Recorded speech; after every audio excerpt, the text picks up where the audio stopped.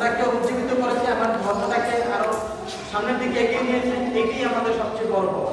আমরা চাই প্রত্যেকটা মন্দিরে, দাদা আসলে একটা কথা বলেছে যে আসলে একটা আমরা যখন কীর্তনে যাই, ওই জানি না যে আসলে কীর্তনটা কেন হচ্ছে।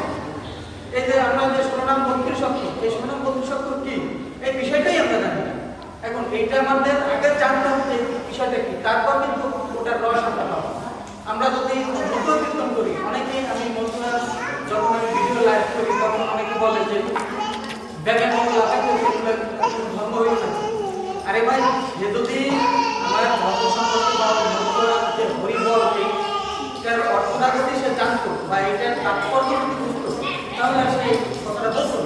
তো আমি এই জন্য বলবো যে আপনারা এখানে যারা আছেন, আপনার আশেপাশে যারা আছেন, আপনারা অন্তত প্রতিদিন এখানে যে প্রতি শুক্রবারে যে ক্লাস 10 মিনিট হোক বা আধা ঘন্টা হোক যে ক্লাস হয়, এখানে আপনারা অন্তত 10 মিনিট হলেও এই বিভিন্ন বিষয়ে আপনারা এসে অন্তত 10 মিনিট আলোচনা করবেন।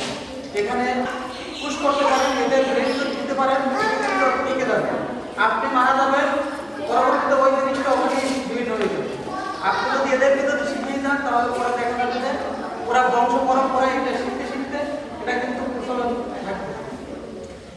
এখানে ধর্ম সম্পর্কে হোক বা পারিপার্শ্বিক বিভিন্ন বিষয় সম্পর্কে হোক বা এই যে লাভজন সম্পর্কে হোক, বিভিন্ন বিষয় সম্পর্কে আপনারা এসে অন্তত 10 মিনিট ওদের এখানে আলোচনা করবেন, যাতে ওরা এই বিষয় সম্পর্কে একটু জানে। আর আমরা চেষ্টা করতে চাই, আপনারা হয়তো শুনলে খুশি হবেন যে আমাদের একটা বই বোর্ড করা হচ্ছে, যাতে এই প্রত্যেকটা স্কুল যাতে আপনার রেস্টুরেন্টে এসে এদেরকে বিভিন্নভাবে যে একটা সনদ দিয়ে এরা যে কি জানে এই বিষয়ে পরীক্ষা দিয়ে আমরা চেষ্টা করতেছি ওভাবে একটা করার জন্য। আপনাদের আশীর্বাদ থাকতে হবে।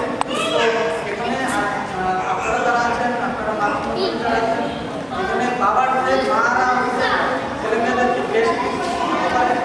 আপনারা চাইলে এখানে এসে আপনারাও কিন্তু এই গীতা পাঠ করতে পারেন, গীতা আপনারা জানতে পারেন। আরেকটা কথা আমি বলি যে বিভিন্ন জায়গায়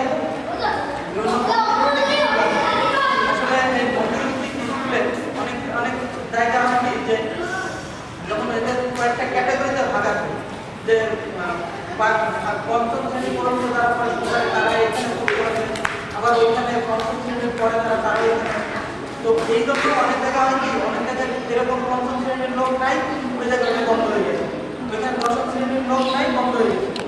আমাদের একটা হচ্ছে এরকম যে এখানে থেকে শুরু করে আপনার মুরব্বী পর্যন্ত যারাই আছে, যদি কোনো ব্যক্তি চায় যে না আমি ঘরের আগে অন্তত একটা গীতা বুঝতে পারবো, তারাও এসে এখানে করতে পারবে। এখানে কোনো লজ্জা নেই, কারণ আমরাও শিখেছি যে অনেক বড় অনেক এরা অনেকেই ক্লাস করে, এরা যা জানে আমরা কিন্তু ওরকম জানি। আমরা ওই কয়েকটা গীতে আপনার ওই মিলিয়ে ওরকম আমরা হয়তো পারি, কিন্তু ওরা কিন্তু অনেক বেশি জানে। এই জন্য আমরা লজ্জা না করে আমরা সবাই এসে যাতে এখানে এই স্কুলে আমরা যাতে গীতা পাঠ করি। আর